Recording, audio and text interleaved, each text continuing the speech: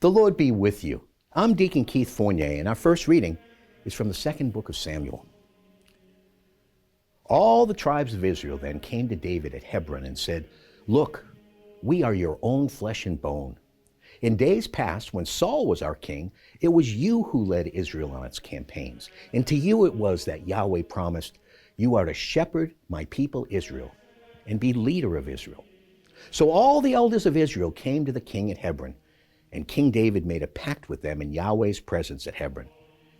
And they anointed David as king of Israel." In our response, from Psalm 122. "I rejoice that they said to me, 'Let us go to the house of Yahweh. At last our feet are standing at your gates. Jerusalem, Jerusalem, built as a city in one united whole. There the tribes go up, the tribes of Yahweh.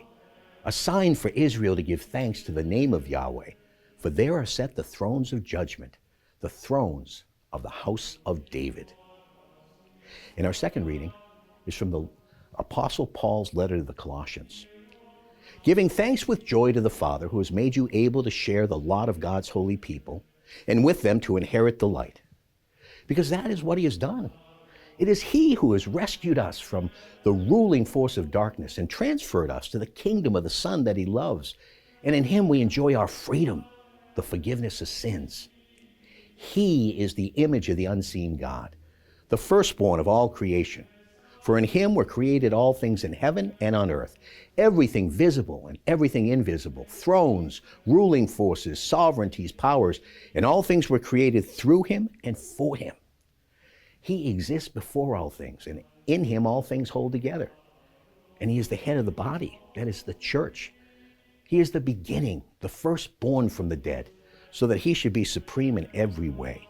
Because God wanted all fullness to be found in him, and through him to reconcile all things to him, everything in heaven and everything on earth, by making peace through his death on the cross." A reading from the Holy Gospel according to St. Luke. The people stayed there watching. As for the leaders, they jeered at Jesus with the words, "He saved others, let him save himself if he's the Christ of God, the chosen one." The soldiers mocked him too, coming up to him, offering him vinegar and saying, "If you are the King of the Jews, save yourself." Above him there was an inscription, "This is the King of the Jews." One of the criminals hanging there abused him. "Are you not the Christ? Save yourself and us as well." But the other spoke up and rebuked him. "Have you no fear of God at all?" he said. "You got the same sentence as he did, but in our case, we deserved it. We are paying for what we did. But this man has done nothing wrong." And then he said, "Jesus, remember me when you come into your kingdom." And he answered him, "In truth I tell you, today you will be with me in paradise."